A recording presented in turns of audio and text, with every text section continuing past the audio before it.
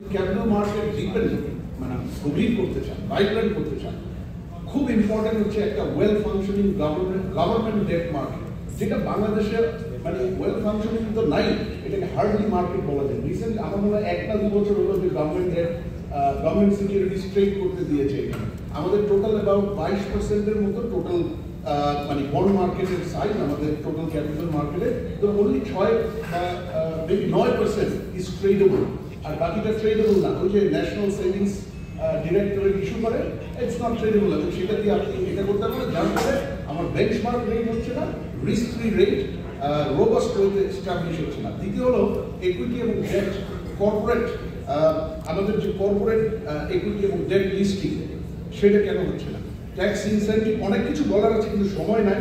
Trading structure বা trading infrastructure, সেখানে enforcement of property rights, dispute resolution, efficiency of transaction, সেই জায়গায় অনেক উন্নতি হয়েছে গত 20-25-30 বছরে, কিন্তু আমরা nowhere near where we should be. তার সাথে আছে আমাদের issuance cost, regulatory approval process, commissioner মহোদয় আছেন আজকে, আমাদের অ্যাপ্রুভালে আজকে দিলে কবে বের হবে আমরা জানি না, 1 বছর 1.5 বছর 2 বছর, by the time it comes out overall incentive নষ্ট হয়ে যায়, ওভারঅল বেঞ্চমার্ক নাম্বারস নষ্ট হয়ে যায়। এবং তার সাথে সাথে আছে আমাদের ইনস্টিটিউশনাল ইনভেস্টরের যে খরা, আমাদের রিটেল মার্কেট ইনভেস্টর আছে, এটাকে আমরা খারাপ বলবো না, কিন্তু ওইটা দিয়ে ক্যাপিটাল মার্কেট পৃথিবীতে কোথাও দাঁড়ায় না।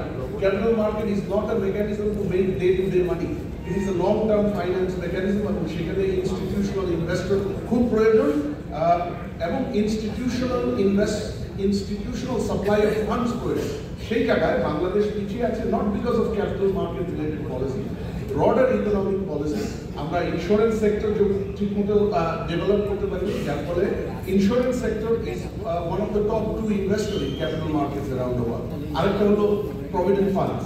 তো এই দুইটা জায়গাতেই আমরা অনেক পিছিয়ে আছি। ইন্স্যুরেন্সে আপনারা যদি দেখেন, আমরা লাইফ ইন্স্যুরেন্স প্রিমিয়াম, সেটা যেটা সারপ্লাস ইনভেস্টমেন্ট হয় বা সেটা যেহেতু পুরো প্রিমিয়ামটা যায় $5 বিলিয়ন ইন ওয়ার্ল্ড ব্যাংক, আমাদের এই টাকাটা এখানে ঢুকছে না। আমরা খুব সেফ জায়গায় ব্যাংকে বা সরকারি ট্রেজারি সিকিউরিটিজে ইনভেস্ট করে রাখছি। প্রভিডেন্ট ফান্ড অত্যন্ত দুর্বল, পেনশন ফান্ডস যেটা আমরা বলি, তারপরেও $1 থেকে $1.5 বিলিয়ন আছে বলে ধারণা করা হচ্ছে। এর অলমোস্ট কিছুই ক্যাপিটাল মার্কেটে আসে না। সুতরাং আমরা যতক্ষণ পর্যন্ত life insurance market penetration, pension funds এগুলো আমরা ডেভেলপ করতে না পারবো, আমার ইনস্টিটিউশনাল ইনভেস্টর আসবে না।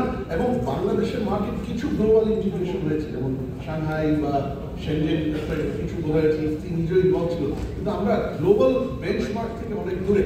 আমাদের inclusion in some of the international index indices, সেই জায়গায় আমাদেরকে ঢুকতে হবে। যেমন JP Morgan bond market index আছে, যেমন এনসিএসআই আছে, সেটা মর্গান স্ট্যানলি, এমএসসিআই, যেগুলো ফ্রন্টিয়ার মার্কেট ইন্ডেক্স। আপনার যেগুলো ফান্ড ম্যানেজার পৃথিবী জুড়ে, ওয়াল স্ট্রিট বলি, সিঙ্গাপুর, দুবাই, লন্ডন, তারা কিন্তু এই গ্লোবাল ইন্ডেক্সগুলোকে ফলো করে এবং একটা মার্কেট যেখানে ফান্ড অ্যালোকেট করবে সেগুলো রিফ্লেক্টেড নাকি গ্লোবাল ইন্ডেক্স, এগুলো দেখে। বাংলাদেশ কিন্তু সেই জায়গায় যায়নি, আমার মনে হয় সেই জায়গায় দেখতে পারে। আমি ফাইনালি শেষ করবো সবচেয়ে গুরুত্বপূর্ণটা দিয়ে, আমাদের national economic planning capital market সবসময়ই অনুপস্থিত ছিল। আমি কেন বলছি, আমাদের কি আপনারা একটু চিন্তা করে দেখেন, বাংলাদেশের কি কোনো গ্রোথ ফাইন্যান্স স্ট্র্যাটেজি আছে জাতীয়? নাই। বাংলাদেশের কি কোনো লং টার্ম ফাইন্যান্স কৌশল বা পলিসি আছে? নাই। সুতরাং এবং তার সাথে সাথে আমরা যদি দেখি, আমাদের যে 3টা কমপ্লিমেন্টারি পলিসি যেগুলো ক্যাপিটাল মার্কেটকে ডে টু ডে বা শর্ট টু মিডিয়াম টার্মে ইনফ্লুয়েন্স করতে পারে, মনিটারি পলিসি, ফিসক্যাল পলিসি এবং ইনভেস্টমেন্ট পলিসি, এই 3টা জায়গাতে ক্যাপিটাল মার্কেট খুব একটা ফিচার করে না। মনিটারি পলিসিতে আমার ইন্টারেস্ট রেট কি থাকবে, আমার ক্রেডিট টু মার্কেট, সেই জায়গায় আমার কতটুকু আমি অ্যালাউ করবো, কতটুকু এক্সপ্যানশনারি, সেখানে কি 500 কোটির উপরে হলে ব্যাংক দেবে নাকি ব্যাংক অন্য জায়গায় যাবে, সেখানে কি 2 বছরের উপরে হলে ব্যাংক দেবে নাকি ক্যাপিটাল মার্কেটে যাবে, এগুলো মনিটারি পলিসি এখনো দেখেনি। ফিসক্যালে যেটা হয়েছে tax incentive obviously is a big issue, but ওর চেয়ে বড় ইস্যু সরকার এখনো তার পাবলিক ইনভেস্টমেন্ট ম্যানেজমেন্ট, সরকারের অর্থ মন্ত্রণালয় যে স্ট্র্যাটেজির আন্ডারে চলে, public investment management strategy PI, সেখানে যে ডেট ম্যানেজমেন্ট আছে, সেই ডেট ম্যানেজমেন্টে এই মুহূর্তে ক্যাপিটাল মার্কেট অলমোস্ট নাই বলেই চলে। ওই যে গভর্নমেন্ট সিকিউরিটিজ কিছু ইউজ হয়, আর কিছু ব্যাংক ডিরেক্ট বরোইং করে।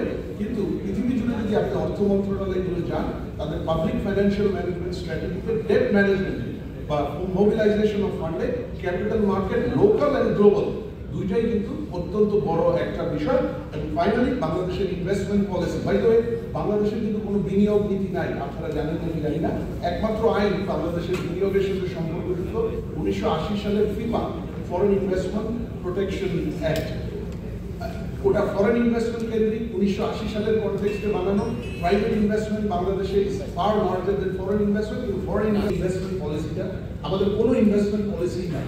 এবং যদি থাকতো সেখানে ইনভেস্টমেন্টের ফাইন্যান্সিং করতে আসবে, ক্যাপিটাল মার্কেটের রোল কি হবে সেই জায়গায়, quality of funds, type of funds, exit mechanism যেটা মেইনলি ক্যাপিটাল মার্কেট দিয়ে হয়, সেগুলো আমাদের থাকতো, কিন্তু আজকে নাই। সুতরাং তিনটে জায়গায় political economy of financial market, second policy and regulatory direct failures, আর থার্ড ন্যাশনাল ইকোনমিক প্ল্যানিং এ ক্যাপিটাল মার্কেটের অনাথ অবস্থা। এই তিনটে জায়গায় মিলে আমরা আজকে এখানে আছি। আমাদের সুযোগ দেওয়ার জন্য